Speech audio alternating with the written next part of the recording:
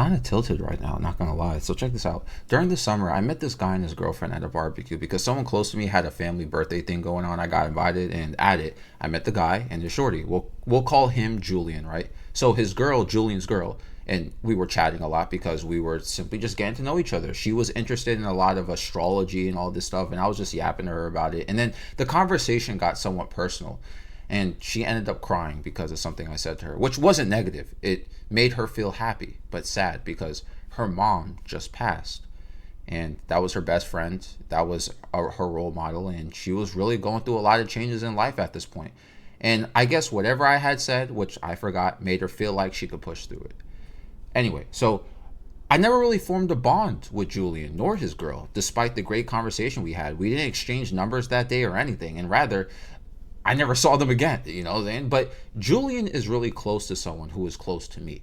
And since the summer, I've been feeling a bit off about, not a bit, I've been feeling very off about him, and I've expressed that as well.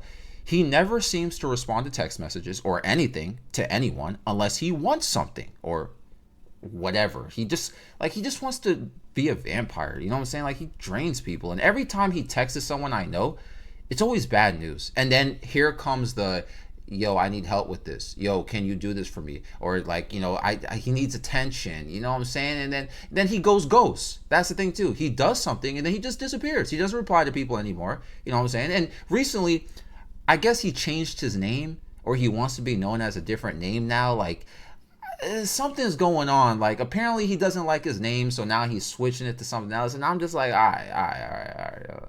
Well, this really got nothing to do with me, but it's just interesting to know. So I guess I gotta call him by his new name now whenever I see him, if I ever do see him again, or we ever talk about him, just to be respectful. So today, the person who invited me to that barbecue and introduced me to Julian and his girl, they occasionally update me about him, and they called me and they're like, "Oh my God, Andre, Julian broke up with this girl."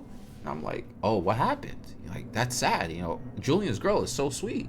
Like, what happened? So remember, Julian's girlfriend, or his now ex-girlfriend, her mom passed, right? Well, since then, she's been going through a lot. She's struggling with her happiness. She's having financial issues. She's experiencing very negative thoughts, and she's slowly becoming very emotionally blunt because she's trying to suppress what she's going through. Rather, her car got repoed because when her mom passed, the car was in her mom's name. So, like, how are you going to get the car now? You know what I'm saying? So they took it from her too. So now she's having a hard time getting to work.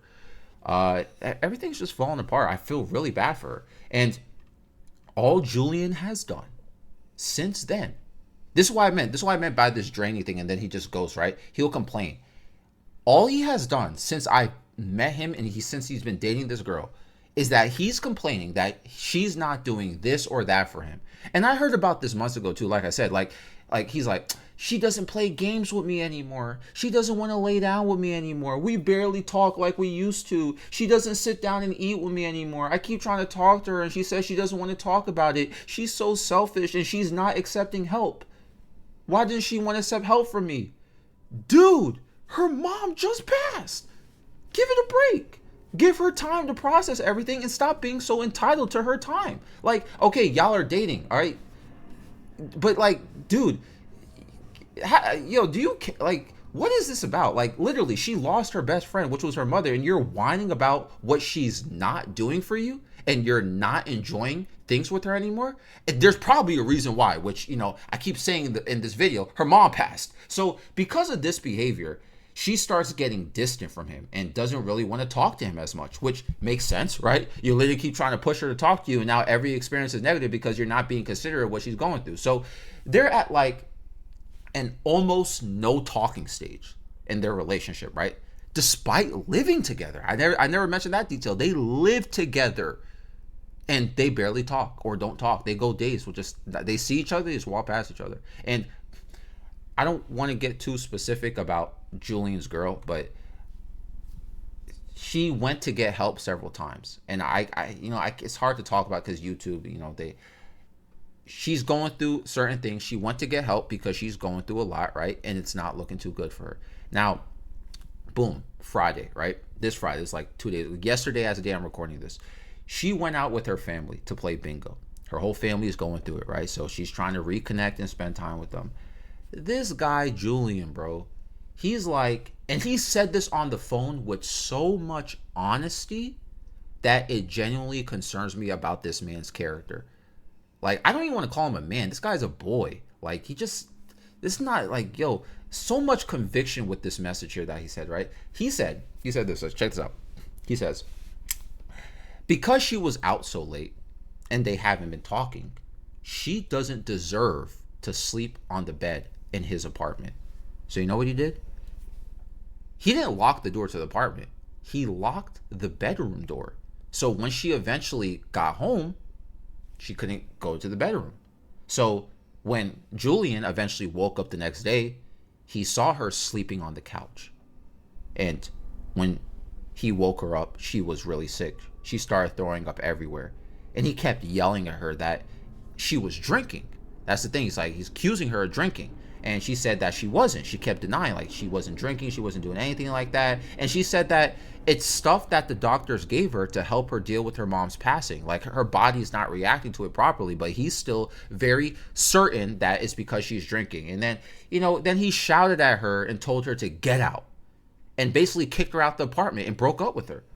And on the phone, he was saying that he's done with her completely, and he said that he's refusing, that she is refusing to get help, and she won't let him help her, and she doesn't understand about the problems he's going through or dealing with right now, and it's hard for him. And I'm like, did you hear what I just said in that last part?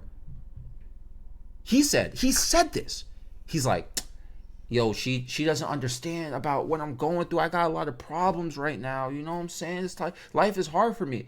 Yo, all this dude cares about is himself. Does he not hear himself? It's always boo-hoo, my problem. She's not doing things for me. She's not doing things the way I used to be. It's affecting me. And he's justifying this behavior nonstop. And it's like, I can't believe this. She was so nice. She was literally so nice. So I was thinking about, I was reanalyzing the situation after, it was explained to me about why they broke up. And, I don't think he realizes that he's creating his own reality. Remember what I said about how I always knew something was off about him because he never replies to people, he ghosts people, then he comes back sharing bad news, and then when he needs someone for someone, all of a sudden, he's like, oh, you know what I'm saying? And whenever he does something wrong, I notice this pattern too.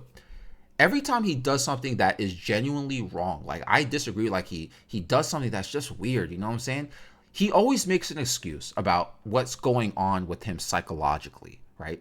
He uses his problems as a shield or as it's because of my XYZ that I'm behaving this way. It's because of my XYZ that, whatever someone feels that I did that hurt them or offended them or put them in a bad position, they don't understand that I'm going through XYZ. Oh, okay, so we're just, look, you might be 100% correct, but does it make it right? You do nothing to fix it or adjust from it? You sit there and use it as justification and a full-blown excuse with no recovery arc? And look, we all got our own problems, right? Everyone watching this video, we all got our own individual things that we have that are not perfect about us. But, to always go like, yeah, my XYZ that I have going on psychologically, yeah, that's why I did that. Anyway, you just got to accept it. You know what I'm saying? I just did that, I'm not, why do I got to fix it? I got this going on. This is the label that you should associate with my psychology. You just do terrible things and you just blame it on my XYZ causing me to do this. And then you run off to do something else. It's awful. And now you did the same exact thing to this girl here who didn't even deserve to be with you. So like at this point, I'm thinking like, I'm not even interested in trying to get this guy to apologize to her. Nobody's interested because it's like, you don't deserve her. Like, that's what it is. Like, you're like, I wouldn't say she probably, scratch that. She didn't feel safe around you. That's why she probably, I gotta say stop probably. I'm gonna say this with conviction. She didn't want to talk to you because she don't feel safe around you. That's it. So, but, you know why she doesn't feel safe? Because you act like this. You do stuff like this. You know what I'm saying? You genuinely treated her so poorly, and now all you cared about was yourself.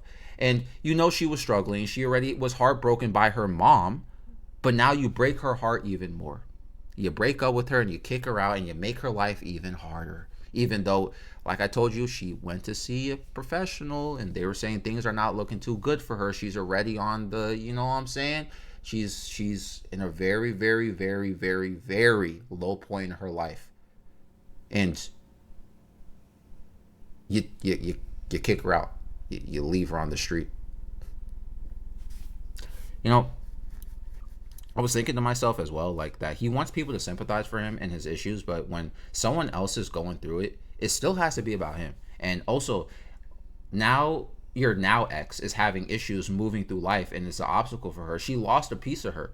She lost a piece of her identity in her mother, and yet you want to give us, you want us to give you all the attention about your changes. Like, remember I said that bro changed his name or something? Like, bro's doing this and that, and it's like he's going through his own things going on. Like, he changed his name. He's doing all sorts of things going on. I don't even want to get into detail. It's like, all right, bro. Like, you want us to accept you. You want us to be tolerant. You want us to be patient. You want us to be caring. But, you know, someone else is going through an actual tragedy. And you're just like, it's just unfair. Thankfully, this guy is nowhere close to my life. He doesn't even have my number. But, you know, I hear about him all the time. And I knew my gut feeling was right. Anyway. Excuse the rant, just frustrating. But, you know, here's the thing. There's a lot of lessons in this video about what signs to avoid in certain people that you see. You know what I'm saying? Maybe you guys experienced something like this before yourself. Let me know down below. I love you all. I'm out.